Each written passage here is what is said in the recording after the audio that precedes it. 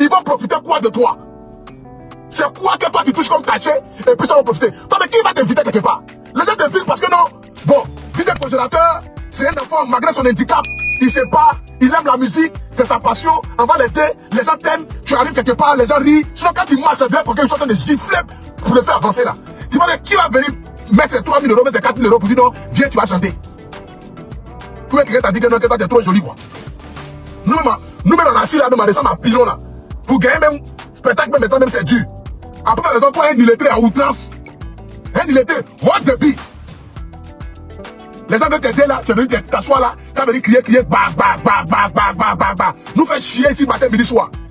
Telle personne est mauvais. Yeah, tu nous as dit que Malala confirmé était sorcier. Tu as lui moins tout ton argent. Tu es quitté là-bas, tu es allé chez un Libanais. Après, tu nous as dit que le Libanais c'est un sorcier. Tu es quitté chez les Libanais encore pour aller chez... Qu'est-ce que le sultan? Après encore, tu t'as dit que le sultan était sorcier. Tu es allé encore chez Nama Bouaké. Aujourd'hui encore, Nama Bouaké était sorcier. Donc tous ceux qui sont avec toi sont des sorciers, quoi. C'est toi qui es trop beau. Montre-lui la vidéo là, il va réfléchir un peu là. Envoyez-lui, même si c'est un illettré, il va comprendre. Montre-lui mon direct là, ceux qui sont à Bodrakro, à Bongirekro là-bas là. Montrez-lui là-bas. Montrez à Bodrakro là-bas. Un joli village en plus. À tous mes parents de Bodrakro, que Dieu vous bénisse. Montrez-lui là-bas. Montrez-lui là-bas. Il n'a qu'à voir la vidéo là. Tu es assis en direct chose, tu as t'asseoir, venir mettre les gens, insulter les Nama Bouaké, les dénigrer ici, les rabaisser. Bienvenue famille, vous êtes sur Live Bénin et si vous ratez une information ici dans la semaine, alors c'est le moment pour vous de tout rattraper car dans cette vidéo, vous allez voir les actualités qui ont bougé la toile au cours de la semaine. Comme vous venez de le voir, Apoutu National s'adresse à DJ Congélateur parce que selon DJ Congélateur, tous ceux qui travaillent avec lui sont des sorciers. C'est pourquoi quand il finit de travailler avec lui là, il le laisse comme ça sans rien. Au micro de Maurice Aolia, et c'est encore plein de sa situation auprès de Nama Bouaké. C'est de là Apoutu National demande, mais est-ce que tous ceux qui travaillent avec lui là, ils sont tous des sorciers? Car au début, il ne comprenait pas. Mais au fil du temps, c'est comme si avec DJ Congélateur, il n'a que les sorciers qui travaillent avec lui. Comment vous voyez cette affirmation de DJ Congélateur? Et aussi, vous venez de suivre les propos de Apoutu National envers DJ Congélateur. Mais c'est pas fini, on continue encore. Mais c'est normal que vraiment vous soyez au bas de l'échelle. Sinon, le Cameroun est un pays très riche. Le Cameroun est un pays très riche. Le Cameroun n'a même pas encore utilisé, je dis bien, le Cameroun n'a pas encore utilisé même le quart de ses matières premières. Tellement Paul Biya va les jam. Le gars si est là, il étouffe tout le monde. Mais ton carrefour sera Samuel Eto'o. Paul Biya, écoute-nous très bien. Nous là, on est allergique à pouvoir.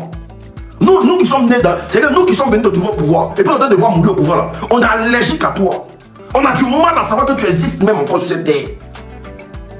Parce qu'au moins si tu étais là et que tu travaillais, on peut dire, ah, le monsieur là, il est là mais il travaille. Oui, ça fait 40 ans, il est là mais il travaille. Mais tu es là toujours en train d'imposer tes lois à tes enfants. Imposer tes lois. Le Camerounais doit marcher comme ça. Le Camerounais doit marcher comme ça. Le Camerounais doit marcher comme ça. Le Camerounais doit pas marcher comme ça. Pendant ce temps là, ta fille Brenda Biya là, à peine quand il est dans ses yeux là, elle est dopée. Je ne sais pas si c'est quoi elle fume. Elle est dopée en dirait une malade. Vous prenez l'argent des gens, vous dilapidez, mais quand vous avez des gens coriaces, les gens comme Samuel Eto'o, vous voulez les étouffer. Pourquoi? Parce que notre objectif ici, je vous explique, c'est de faire partie Samuel Eto'o de la FECAFOOT. Parce qu'avec Samuel Eto'o, on ne peut pas bien voler. C'est le système qui est là. Samuel Eto'o, la FECAFOOT, on ne peut plus voler. Parce que Samuel Eto'o, il va avoir clair dans tout. Samuel Eto'o va chercher à voir ce qui se passe. C'est un pays où tout le monde vole. C'est un pays, c'est que Paul Biya a rendu les Camerounais volés. Donc quand tu ne peux pas regarder, quand ils n'arrivent pas à voir dans ton système, ils ont un problème avec toi. Ils ont un problème avec Samuel Eto'o. Pourquoi? Parce qu'il n'est pas un voleur. C'est pas un voleur. C'est pas un voleur, c'est difficile. Quand le continent de mes couilles, n'enlevez pas ce monsieur au pouvoir. 40 ans de gestion, il va vous montrer Niamien. Il va vous montrer Niamien. Un fatigué comme ça, il prend des décisions à l'arrache. Le gars se la pète, le gars pense qu'il est trop arrivé. Mais Eto'o n'accepte pas la marmaille, c'est vrai. Eto'o n'accepte pas la marmaille. Et moi, comme je vous dis, je plains. C'est pour ça aujourd'hui là, même pour aller investir en Afrique, on a tous les problèmes. On ne peut même pas se lever pour aller investir en Afrique. On ne peut même pas se lever un instant. Parce que les gens là, ils ont besoin des marmailleurs à la tête des institutions. Tu ne peux pas marmailler, bon, un coach comme ça, quelqu'un qui n'a aucune, il n'a pas de palmarès. On ne le connaît nulle part. C'est-à-dire que si personne ne le connaît, il n'a jamais rien fait de sa vie. On vient dire que tu es coach du Cameroun. Mais quand tu lui dis que tu es coach du Cameroun, il va croiser un Eto'o, Samuel Eto'o. Samuel Eto'o va lui demander, mais moi j'ai été grand joueur dans le monde entier. J'ai été l'un des plus grands joueurs dans le monde entier. Toi tu es coach là, ton palmarès c'est quoi? Qu'est-ce que tu sais faire? Qu'est-ce que tu sais faire? Faut nous expliquer. Non, je sais faire, tu sais, non, il n'y a pas à faire de non, je sais faire. Qu'est-ce que tu peux apporter au Cameroun? Parce qu'on n'a pas besoin comme et puis, et alors, j'ai dit, mais on n'a pas encore quitté dans l'esclavage. Coach blanc même pour venir vers moi-même. Est-ce que Cameroun qui est là, on a besoin d'un coach blanc même pour faire quelque chose?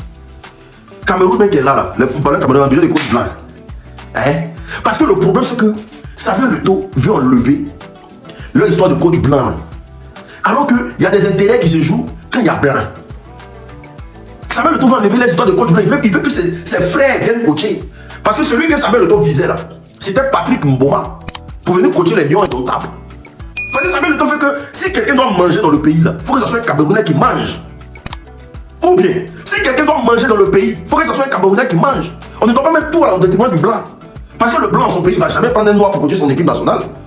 Je ne sais pas pourquoi cette mentalité. L'unique qui se prononce sur ce qui s'est passé au Cameroun avec l'Africa Foot est le conseiller du ministère des Sports. Que pour l'unique, comme vous venez de l'écouter, c'est-à-dire c'est parce que les gens veulent toujours manger dans cette affaire-là qu'ils préfèrent mettre un entraîneur blanc là pour pouvoir bien surveiller. Or, ce n'est pas la vision de Samuel Eto'o. Pour Samuel Eto'o, il voulait même prendre un noir pour coacher les Lions indomptables. Et tout ce qui est arrivé, vous avez suivi et vous le savez. Même si vous n'êtes pas au courant, entrez dans la liste de vidéos. On a fait une vidéo spécialement pour ça. Fabi, on continue. J'étais dans un live juste comme ça, je suis pas rentré dans le live, je suis resté au dehors.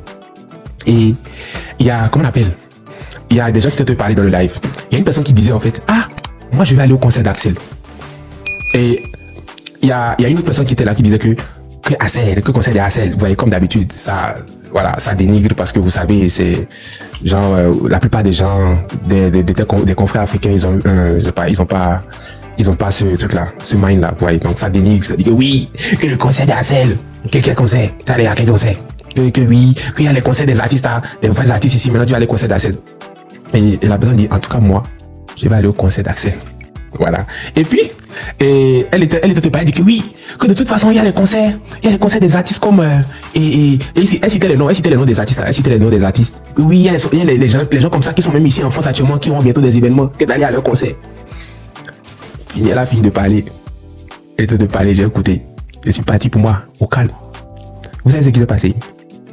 Il y a l'un des artistes qu'elle a cité. Parce que vous savez, dans la musique là, il faut savoir que les artistes, on a compris que personne n'est quelqu'un que quelqu'un. C'est-à-dire que même un artiste qui vient de commencer, il faut le prendre au sérieux.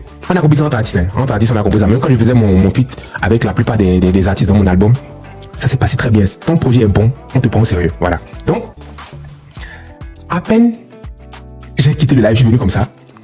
Il y a le manager d'un des artistes qu'elle a cité qui m'appelle pour me dire que j'aimerais que mon artiste passe à ton concert. Même moi, vous savez que même moi, je peux faire ça. C'est-à-dire que moi, je peux, genre, mon manager peut aller demander à l'événement de quelqu'un j'aimerais que Axel passe sur ton événement et est-ce que tu peux me faire plaisir, tout ça, tu vois. Donc, moi, qu'on est en train de dénigrer là, c'est-à-dire que moi, qu'on est en train de dénigrer, on est en train de me rabaisser pour mettre notre artiste en haut là. C'est là que vous vous rendez compte que c'est le manager de l'artiste qu'on est en train de mettre en haut est venu me dire que comment c'est ça? J'ai dit que mon frère, il n'y a même pas de problème.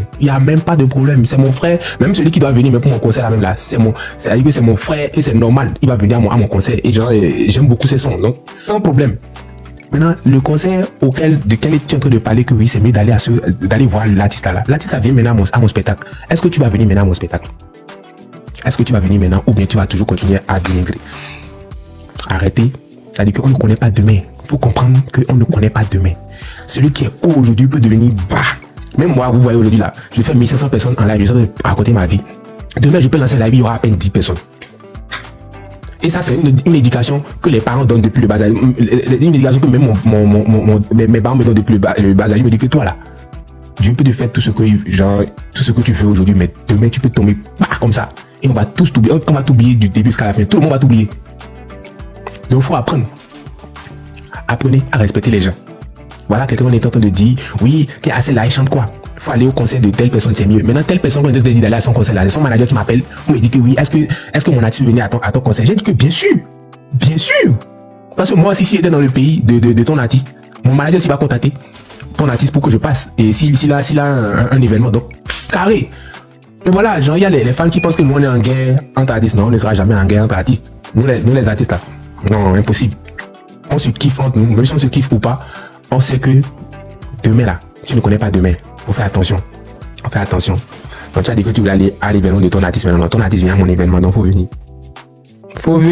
Alors, vous venez de suivre ce qui s'est passé. Il y a cet internaute qui ne voulait pas aller au concert de Arsène Merrill parce que selon lui, Arsène Merrill n'est pas à son niveau, n'est pas au niveau de son artiste. Et pour elle, elle préfère aller au concert de son artiste. Et voilà que le manager de son artiste a demandé à être sur le concert de Axel Merrill. Et son artiste maintenant sera sur le concert de Axel Merrill. Maintenant, est-ce qu'elle va venir? C'est la question qui lui a été posée. Il n'y a pas la guerre entre les artistes. C'est ce que Arsène Merrill essaie de nous faire comprendre. Famille, n'oublie pas de t'abonner à cette chaîne pour ne rater aucune de nos informations. D'ici là, portez-vous bien.